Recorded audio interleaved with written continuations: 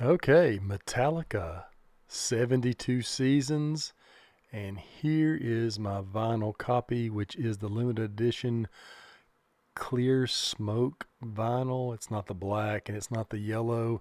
Supposedly a Met Club exclusive. I'm not sure how that is, but the smoke black version is what I ordered. Pre-ordered this, I should say, a long, long time ago, and believe it or not, it didn't come in till Wednesday after the release, which was 5 days more or less after the Friday release. And I'm a little disappointed in that. You think they could certainly send this thing out a few days early in hopes that it would get here by that Friday release date or even the Saturday. But nonetheless, so far, open this yellow monster up. I think the artwork is a little weird for Metallica, but I do like how they've simplified down to the M and this 72 seasons. I like how they've got the gatefold at 72 for this vinyl edition. On the left hand side, we've got James's face, and of course, on the back side of his, we're going to have Kirk. It's, I guess, the guitar disc, if you will. This is disc one, sides A and B. I'll get this thing out here and take a look at it and see what this vinyl looks like real quick. Okay, this thing is being a pain, but here we go. All right. Now, as you can see, you clearly can see through it. It's the smoke black version of this vinyl. I think it looks pretty cool, to be honest with you. I'm looking forward to hearing how this sounds. This day and time, vinyl almost sounds as good as anything ever. It certainly does sound a lot better than what it did when I was a kid.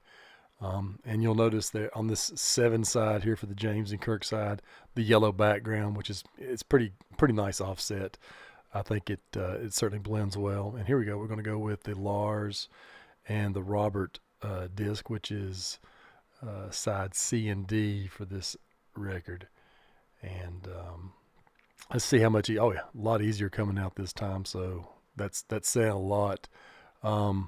Slide this out here, make sure it looks good. And this one actually almost looks a little bit more opaque, I guess, or a little bit more clearer than the other version. I think these vinyls look fantastic. I'm looking forward, like I said, to giving these guys a spin and trying to rock out this new album. I'm sure if you're watching this video, you've probably listened to this record, and there's so many different camps on this.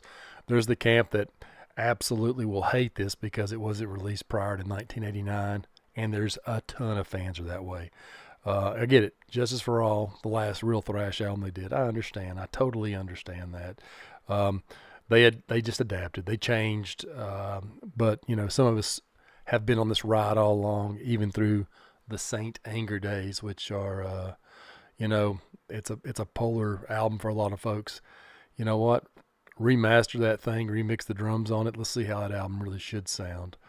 But nonetheless, I've listened to this. I think this has been a fantastic listen for what it is. These guys are 60 years old plus. They're still rocking hard. They're still trying to get this metal out of their system. Here's our basically I think this is going to be our lyric sheet when I get this thing open here, but just a nice, yeah, it looks like it's going to be lyrics, yeah. So I got lyric sheet here.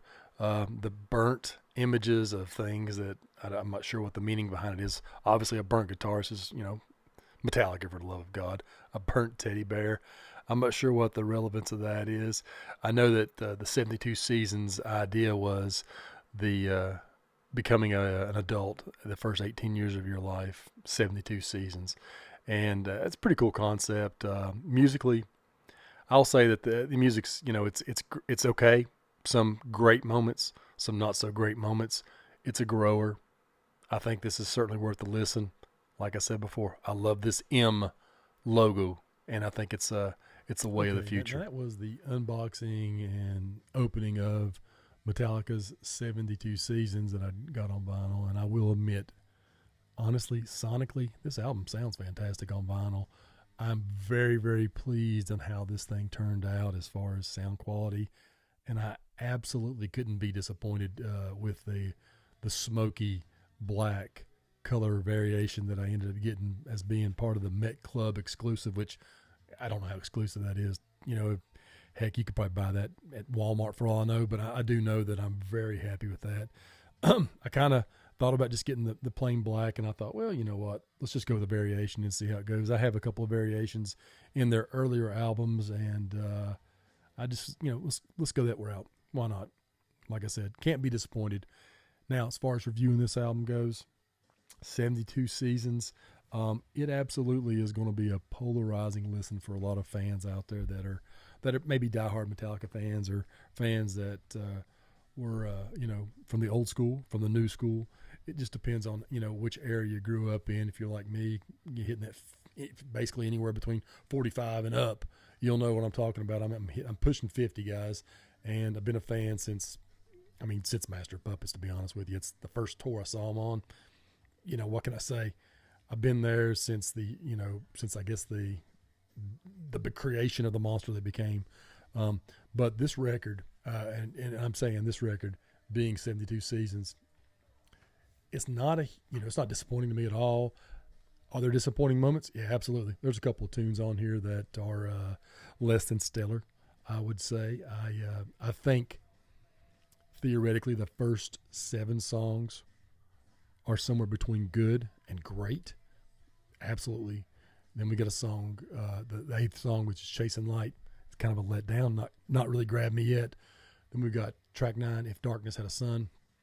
That song's a rocker. I mean, I love the riff and the way they released that signal whenever they had the using social media with TikTok and doing Lars Ulrich's drum and you know, having people pair up with them and making these videos of what they thought it may sound like. And then, you know, that's day 1. Day 2, they had Robert Trillo join Lars, and you got to still make a guitar tune if you wanted to out of it. And then James jumps in the 3rd day. And then the 4th day, you have Kirk, and you hear what the song actually is going to sound like. It was so good to hear. It's so cool to see all the guys who I follow on pretty much all the social media platforms give their interpretation of what, number 1, the drum, and number 2, the bass made them think when it came to guitars. It's killer, man. And some guys just, you know, hit it out of the park and made it sound fantastic. But this album, it's in typical Metallica fashion. This is a 77-minute album, or 78 minutes. And that's just how they do it. And I don't know why they don't have to do that. As a fan, we love it. Don't get me wrong, we love more Metallica, but make it 100% more Metallica. And I mean, give us 8, 9, maybe 10 tops, bangers. You don't have to give us stuff that just doesn't feel right, it doesn't sound right, it doesn't really rock it. Make those things B-sides for singles if you want to do that, or put them on the shelf until you get something else recorded, and maybe they'll change into something heavier, better, different, darker. I don't know, but I do think that this album has some opportunity.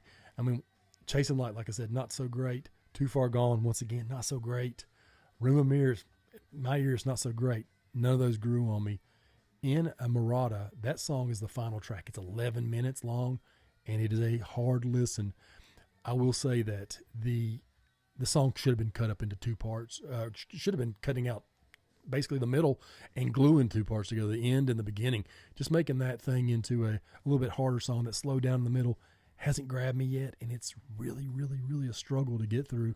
By the time I get to that, when I listen to the record, I'm just like, I'm spent. My mind is spent because, I mean, I just dedicated 70 plus minutes of my life to get to this final track, and now I've got 11 minutes of, you know, not necessarily greatness. And that's not, I'm not knocking. It's great to see Metallica, 60 years old. These guys, all of them, are still rocking out and putting out some heavy tunes. So I can't deny that greatness about this band. I mean, love them or hate them, they're still doing it. They still sell out nightly. They just typically they just don't disappoint when it comes to live performance. When it comes to recording stuff, I know the latest album is no exception. Man, this thing rocks on a handful of songs. Kind of hurts for a handful of songs, but at the same time, it's a pretty balanced listen in my opinion. But that first half is just a slammer. I do enjoy the first half of this record, and I think that seeing these live are going to just be incredible. A bunch of these songs are going to kill live. I'm just telling you, they're going to kill live. Anyway, and just like I said, quick unboxing video, quick review. I think it's worth your time as a Metallica fan. I think that you do give it a shot, man. Let it grow on you. It grew on me. Man, I think just take some time, try to appreciate it. And if it's not for you, it's not for you. I get it. So, give it a listen. I think it's worth it. Guys, if you like what you hear, hit the like button. You want to discuss, drop me some comments. I love it. I'll be glad to talk to you and suggestions. I do like doing this actually. Now that I've gotten a little bit of a setup at home now, I'm thinking about making a few more videos similar to this with unboxings because I recently did the unboxing of Kiss Alive on my channel, and I really didn't do a review on it. I just kind of did the unboxing and stood behind it because I typically don't get in front of the camera a whole lot. But I decided to sit down and do this, man. Why not have some fun, share something, especially with a band that I love. I think it's really something that was it's something I wanted to do, to be honest with you. But guys, if you like this, don't hesitate to hit me up on our podcast. I'm part of a podcast team for the Audible Ecstasy podcast on Spotify, iTunes, Apple Podcast, Amazon, the whole 9 yards. We review albums. We used to do it more frequently. Now it's down to about once a month. We were doing about 3 a month at one point in time. We've kind of split that off and did a couple other productions that I'm involved in as well. So, and they're slowly gathering a little bit of steam on what we're doing. But that being said, guys, thanks for stopping by. Give this thing a listen. And also, I don't want to forget about this. I kind of like how Metallica's just gone to the M. I don't know, man. It's their brand. You know it when you see it. So, yeah, I think it's very cool. Very cool. Anyway, guys, thanks for stopping by.